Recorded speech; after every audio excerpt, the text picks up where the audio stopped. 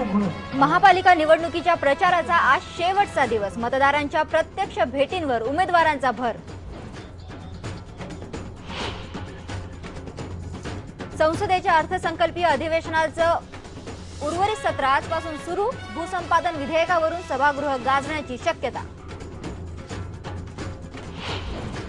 हे पुढाऱ्यांचं आंदोलन आहे, याच्यात कुठेही शेतकरी सहभागी नाही। किंबहुना हे शेतकऱ्यांना भडकवण्याचा प्रयत्न करतायत की हे उद्योगपतींचा समर्थनाकरता करतात आहे, कॉर्पोरेट करतायत। ते कुठे कॉर्पोरेट आहे, कुठे उद्योगपती आहे?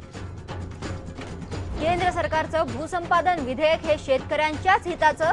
केंद्रीय दळणवळण मंत्री नितीन गडकरी यांचा दावा। IBN लोकमतला दिली एक्सक्लुझिव्ह मुलाखत। मुख्यमंत्री देवेंद्र फडणवीसांनी नागपूर सेंट्रल जेलला दिली अचानक भेट। जेल प्रशासनात आमूलाग्र बदल करण्याची व्यक्त केलं मत।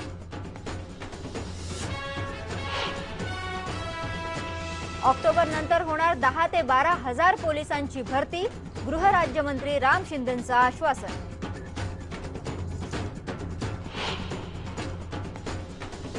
कोल्हापूर आणि सांगलीमधून कर्करोगावर उपचारासाठी वापरली जाणारी नरक्या वनस्पती तस्करांकडून जप्त। पण जप्त केलेली वनस्पती सांभाळण्यात वन विभागाचा अक्षम्य हलगर्जीपणा। चीनचे अध्यक्ष शी जिनपिंग यांनी पाकिस्तान भेटीआधी केलं सूचक वक्तव्य। म्हणाले, पाकिस्तानला जाणं म्हणजे भावाच्या घरी जाण्यासारखं।